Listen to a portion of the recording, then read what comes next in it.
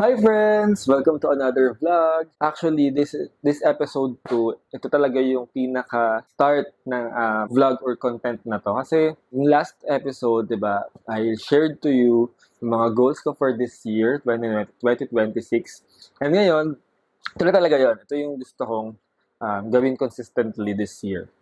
Kasi recently, nahihilig ako manood ng mga podcast, makinig ng podcast or manood kasi sa YouTube din sila nagpo-post, diba? Actually, before pa lang, pandemic era pa lang, nanonood or nakikinig na ako. We'll talk about a certain topic while eating, and then, pag-usapan lang natin yun. Kasi, syempre, ako lang mag-isa. Para sa mga hindi nakakaalam, ako lang po mag-isa dito. Eh, ako, gusto ko na may nakakausap. Gusto kong may kinakausap about certain topic. Tapos, since nga wala, so kayo na lang ang kakausapin ko. O, diba? So, ano pa inantay natin? Let's get into it.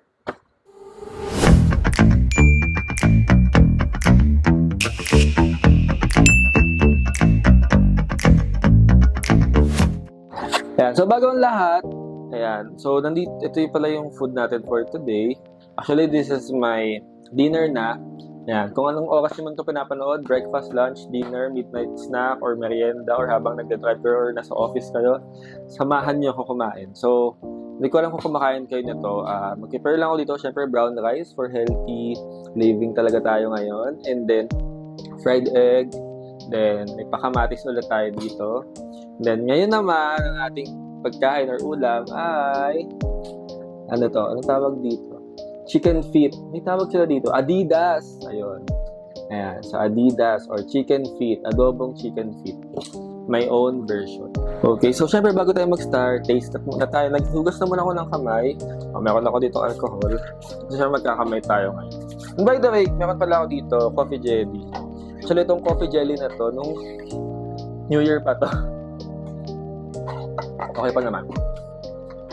Ayan. So, tikman na natin. Magkakamay nga ni. Parang gusto kong init ulit. Kasi yung tagal mag-set up eh. Lumamig na tuloy. Medyo garlicky siya. Garlicky. Ayan, kain na. Sarap. Kain din kayo. Anong ulam niya? Comment below. Ito. Alam niyo ba, dati hindi naman ako mahilig dito. Pero dahil sa partner ko, parang ang sarap na din yung kainin. Ang nga. Kahit punasan niya ako. Nandiyan ko. Masarap. Sarap talaga kumain. Pag healthy. Alam mo talaga, sobrang healthy. Uy, may collagen to, diba? Tama ba? Comment nyo nga kung ano yung benefits ng chicken feet. So yun nga, ano bang topic natin for today's video? So nakita nyo naman sa title or sa thumbnail, diba? It's all about insecurities. So pag-uusapan natin, ano ba yung mga insecurities nyo? Or gusto ko lang i-share, ano ba yung insecurities ko? At paano ko siya na-handle? Pero, that's not just the thing that we will talk about ngayon. Kasi, hindi lang naman ako mag-isa. Meron tayo, matagal ko na naiisip. And, in any social media kasi, diba? Ang dami na nakikita about certain topics, certain things na pwedeng current events or pwedeng life in general, diba? Kalat sila dyan. And, since ako nga lang mag-isa ngayon, so, tatawag tayo ng mga friends. So, may mga hinanda ako questions dito. Then, sasagutin natin siya by searching in different social media. Alright, so, first, ano ba yung mga what are my insecurities ba? Habang kumakain. Habang tumatagal or habang tumatanda ako, doon ko na-realize na insecurity ko pala itong mga ganitong bagay. Kaya feeling ko, hindi ako makapag-move forward dun sa gusto kong gawin. More on, ang nangyayari kasi sa akin is, mas nakikita ko yung hindi ko kayang gawin and kayang gawin ng iba compare sa kaya kong gawin. Gets niyo ba yan? Doon, siguro nag-build up kung ano ba yung mga insecurities ko. Like, for example, more on physical, yun naman talaga sa simula. Parang, tangkad naman niya, sobrang puti naman niya, gwapo naman niya, diba? Parang good shape, wala mo natin maganda magsalita, mga ganon. And, feeling ko, hindi ako enough para gawin yung mga bagay na gusto kong gawin.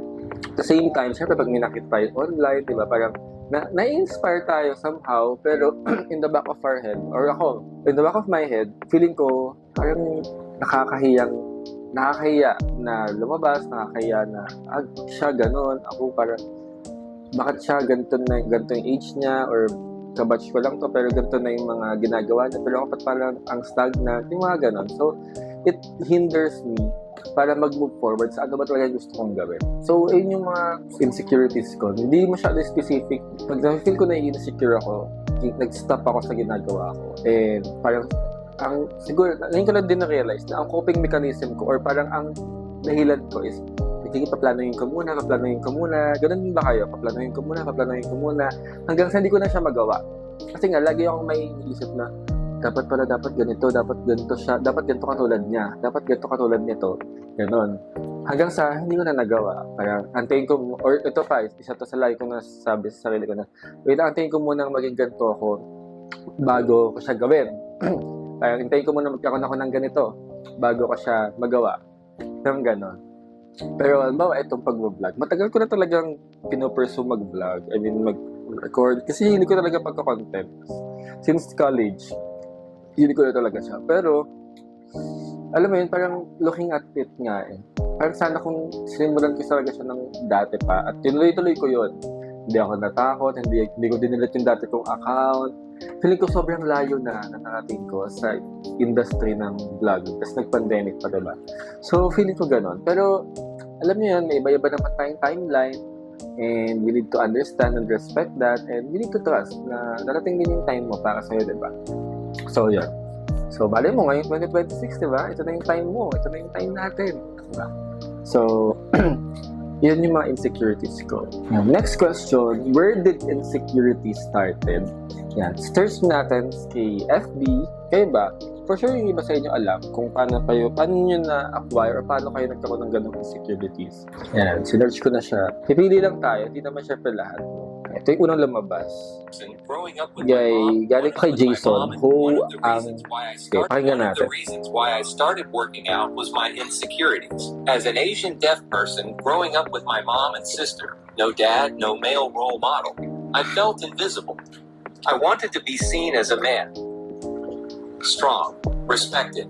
So I thought, if I build muscle, if I change my body, just maybe I'll feel better about myself. Did it work? Kind of. Honestly, after all of these years of training, I've seen the results. I love how my body's changed. But deep down, those insecurities, still there. And you know what helped me more than fitness? Having people in my life who love me for me, where I don't have to act tough or hide how I feel. Fitness isn't just about muscles or fat loss. It's about healing too. What about you? Ever started working out because of something deeper? Sabi ni Jason, so nag-start siya na, so by the way, he's a deaf man, Asian deaf man. So, sabi niya pa talaga yung Asian. And yun nga, wala siyang dad, kung lumaki siya, so wala siyang, pero gusto niyang makita. I mean, he wants to be visible. Siguro sa society or sa ginagalawan niya, doon nag-start. And just picking up that thought sa life ni Jason, ganun din ba kayo? May na-experience din ba kayong gano'n? Ako, looking at it, kasi before, ang payat ko talaga. Ito, more on physical yung pinag-uusapan natin. No? Ang payat ko talaga dati. And feeling ko, ang tagal, simula ka high school, simula talaga bata, tapos hanggang nag-college, hanggang sa nagtrabaho. Hindi ako ganun ka proud sa physique ko. I mean, sa general outlook or ganun. Although may mga pupure, diba, ganyan. Pero, despite of those affirmations, ang baba pa rin ang tingin ko sa sarili ko. Kasi nga, meron akong mas nakikita na hindi naman sila ganun. And gusto ko din maging ganun. So, doon din nag-build up yung insecurities. Siguro what else? Ano pa ba? Yun nga, nabanggit din niya sa family, diba? Pero ang root cause na talagang nagsimula siya sa family. Yan. Kami naman, I'm an only child and lumaki naman ako na very supported ng family. I have my mom and dad. And magkakasama din kami dito sa bahay hanggang sa syempre nung lumaki na ako, si mama nagtrabaho sa Cavite, so umalis din, wala na din siya dito, stay in siya doon. Yan. And then si daddy naman, talagang house husband, full time. Yan. Yes, siguro isa din sa mga habang lumalaki ako. Kasi longing ako for a brother. Longing ako for alaga ng isang kapatid. Yung magtatanggol sa'yo, hindi ko siya na-experience. And so, nung mga syempre ng bata ako, close naman kami ng parents ko and lagi nila tinatanong kung ano yung assignment ko, yung mga ganyung bagay. Pero habang tumatagal, habang tumatanda, high school na, college, syempre hindi na. So parang, I feel like ako lang din talaga mag-isa. And syempre, kasama ko yung mga friends ko sa church, sa classmates ko, ganyan. So yun. Kaya siguro, part din yun ng pagiging, siguro somehow, kung bakit ako may insecurity or bakit nafe-feel ko yun. Dahil nga, parang longing ako for yung feeling na may kapatid na laging may masasandalan, parang best friend mo, alam mo yan. Kasi hindi ko alam, pero siguro sabi sa mga nakikita ko, pag may kapatid talaga, di ba, parang lagi mo silang matatakbuhan. Parang in terms of, in certain things naman, hindi ko naman nilalahat, pero yun, yung ganong feeling. Siguro ganun din yung sa akin. Kaya parang feeling ko ang hina ko, parang I always need to be dependent. Although, ang contradicting kasi lumaki ako na ako lang almost mag-isa. And I feel like kaya ko talaga yung sarili ko. Pero, I'm still longing for that feeling na I can be dependent to someone. Ganon. So, siguro doon din nag-root yung insecurities. Ganon. Kayo ba? Gets niyo ba? Parang, di ko alam kung tama or it makes sense. Pero, kayo ba? Ganon din ba yung feeling niyo? So, ayun sinabi dito. Ayan, kaya din siya nag-workout. Yun, diba? Nag-workout siya and mas na-discover niya na ito pala yung kaya niyang gawin. Ayan. Diba? Ayun lang yung root cause pero may maganda pa rin nangyari dun sa insecurity na yon na meron siya. Next question, how will I handle my insecurities? Or paano ko ba siya na-handle? Ayan, tanongin natin si TikTok. Doon naman tayo sa Pilipinas. Ayan. Si Mama Jeng. Ito, pinafollow ko na to si Mama Jeng. Okay, habang pinapakinggan natin siya, kumain tayo. Kanina pa ito nakatenga dito. Insecurities might help.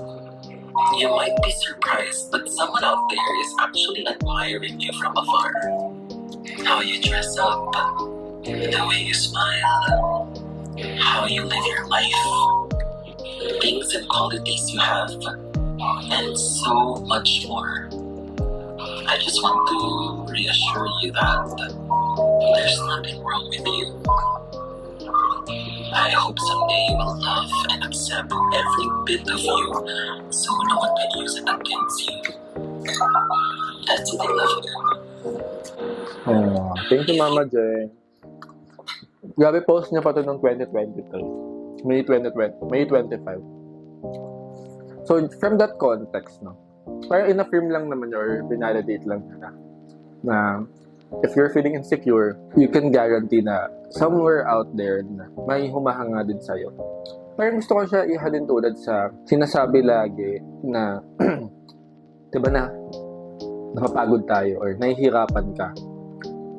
Pero lagi mong isipin na may mas nahihirapan sa'yo. Siguro parang ganun din in terms of insecurity na oo, feel mo you're lacking of something, you're lacking of someone, lacking of something. Pero, meron ding ibang tao na wala nun, pero meron ka. Gets niyo? Parang, and that thought, thinking of that thought, is also helpful para malabanan or ma-handle mo insecurities mo. Pero actually, ang hirap din naman talaga. It's easier said than done. And, magandang advice or magandang reminder to sa atin. Ako na-realize ko, kapag nandun kasi tayo sa insecurity mode natin, parang may nabubulag sa mata natin. Ang nakikita lang natin is yung kakulangan natin. And hindi natin nakikita talaga yung ibang bagay. Kaya ako, I realize na it's also good to look at things or scenario in a wider perspective. Parang one step back, natin, tingnan mo, baka meron ka pang hindi nakikita. Kung sa tingin mo, ito lang yung kaya mong gawin, pues, ito yung kaya mong gawin. Diba? Kaya sa tingin mo, kulang ka, pero sa mata ng iba, mas kompleto ka. Ganun. Diba? Parang, oo, madali siyang sabihin, totoo yan, pero by just having that mindset or thinking, kahit panandalian, diba? I really hope na yun yung mag-help sa atin para mag-move forward. Ako naman, how I handle my insecurities, kasi grabe talaga ako ma-insecure. Grabe yung insecurities ko, and it led me, tama ba? It led, diba? Ito, insecure ko, actually insecurity ko din yung pag-i-English. Sometimes, kapag binabanggit ko na yung mga tenses or yung mga verb, parang feeling ko, mali, baka i-judge niya ako, ganun. Pero, ayan na naman, parang, there's a point na, feeling ko, yaman na, basta naintindihan, hindi naman ako sinabihan na pangat. At saka pag sinabi naman ako, mayroon din ako ibang gano'n, may instances din ako gano'n na, sinasabihan ako na, uy, mali yung grammar mo. Sasabihin ko, uy, thank you sa pag-correct. Ganun, diba? Kasi ano naman ako, hindi naman ako ganun. Pero gusto ko talaga siyang mahasa. Yun. Paano ko ba hinahandle yung mga insecurities ko or yung ganun? Kasi lately, I will give a concrete example. Sobrang concrete nito, Diba? We're already 2 years ni partner. And dumating sa point yung nag-break din kami. Nung nakapag-break ako, sa kanya, actually, may mga nakilala ko, guys, na parang sakto dun sa taong gusto ko. Sakto dun sa preference ko. Gusto ko yung partner ko, syempre. Pero syempre, as time goes by, makikita mo na, sana ganito siya, sana may ganito siya. Alam mo yung gano'n? Sana kaya niya akong ganito. And, hindi naman kami nag-work. Pero, yun ko na-realize na, yung inaay ko pala na magustuhan ko, kaya din pala magkagusto sa akin. Parang gano'n. Nasaktan ako, pero parang it leaded me to a brighter thought na I know my limits. Alam ko din kung anong kaya kong gawin. Mas nakita ko yung capability ko. Kaya ko pala. Kaya ko palang magkaroon ng ganito. Ito in terms of relationship lang naman or interest to another person. Pero madami pa kasi, it's a wider usapin yung insecurity na yan. Iba-iba naman kasi tayo. Pero yun lang yung sa akin. So, ayun, parang that time, mas lumakas yung loob ko na, galingan pa, mas lumakas yung loob ko na ayusin yung buhay ko. Hindi ko siya hinahanap dumating talaga siya. And siguro pinaranas sa akin yun ni Lord kasi nga meron siyang gustong iparealize sa akin. And one of those is yung to learn how to handle my insecurities. Kasi na-realize ko na kaya dati, yung di pa kami nag-break ni partner, sobrang seloso ako, lagi ako nag-overthink kasi nga, lagi kong iniisip na, baka may iba siya, or baka may ganito, baka may pagpalit ako yung gano'n. Kasi nga, bubog po pala yun, na insecurity ko pala din talaga yun. Kasi nga, mas nakikita ko yung kayang gawin ng iba, para doon sa partner ko, compare sa kaya ko palang gawin, para sa partner ko, hindi ko siya na-appreciate. And to the point na feeling ko, hindi ko na din minamahal yung sarili ko. And pag di mo na alam kung paano mahalin yung sarili mo, paano mo na mamahalin yung ibang tao, diba? Doon na yung lumalabas. Parang chain na siya.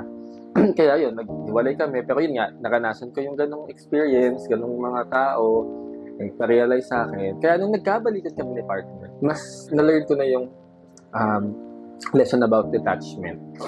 Siyempre, attached ako sa kanya, pero in a matured way. Kasi ngayon LDR kami.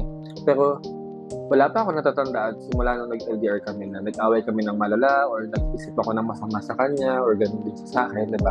So, maganda yung experience niya. Mas pinatatag niya ako and mas nakilala ko or mas na-realize ko ito pala yung kaya kong gawin. Yun yung sabi ni Mama Jen. Thank you, Mama Jen. Diba? Kahit hindi naman tayo close. And ito, although patapos na rin naman tayo, hopefully may natutunan ko yung may napulot kayo doon. Kahit parang feeling ko ang gulo ng thoughts ko. Pero, tanungin naman natin si IG. Si X pala. Hangi tayo ng mga certain quotes about insecurities. Sabi dito, confidence is silent, insecurities are loud. Ayan, diba? For sure, kayo din, lagi nyo itong nababasa or nakikita. Which is very true.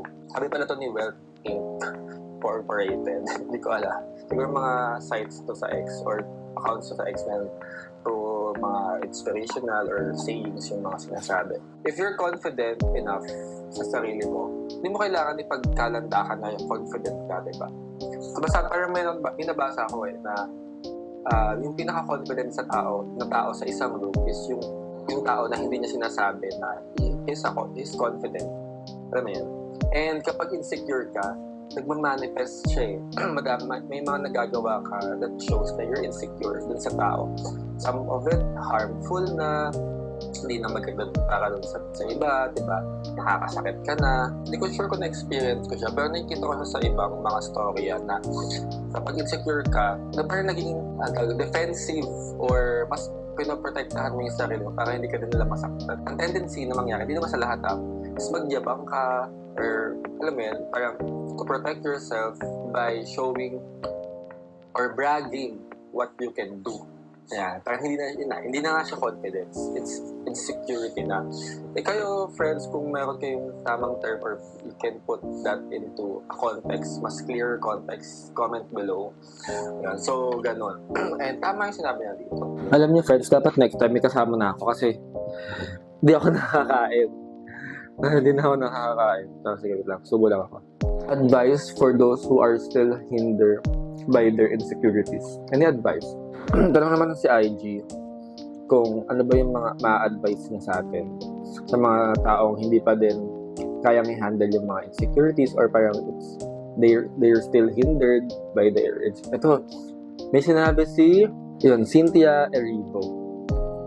I had to learn to be okay with the idea that if someone leaves, they are meant to. And if they're meant to come back, they will. We need to be okay with letting people go because they have their own journey. Tama. Kasi, siguro relate ko lang din to sa na-experience ko.